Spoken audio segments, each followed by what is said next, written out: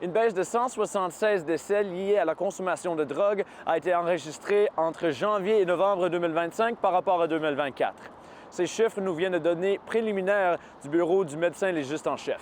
La docteure Erin Knight est médecin spécialisée dans les addictions et chef des cliniques d'accès rapide au traitement des dépendances.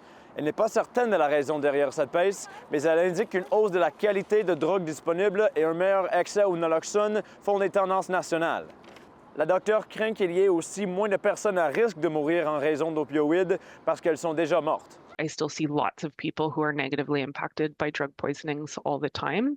And so that piece where maybe we're seeing a reduction in overdose deaths or in drug poisoning deaths because people have already died is quite sad to me.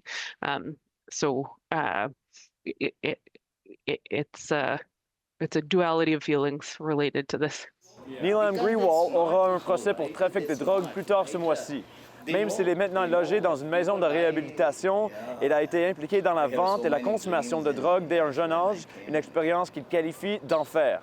Il craint que même si moins de personnes sont mortes de consommation en 2025, ces chiffres pourraient remonter.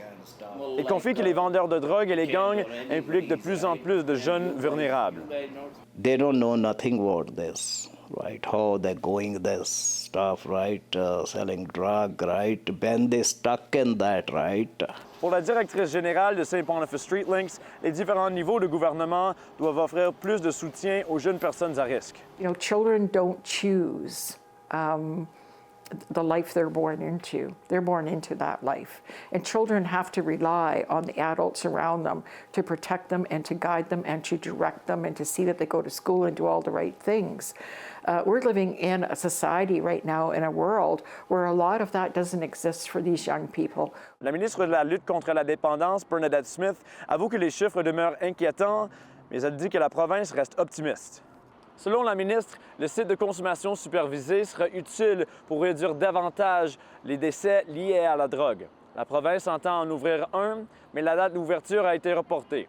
Aucune nouvelle date n'a été annoncée. Ici Graham Sevier-Freilich, Radio-Canada, Winnipeg.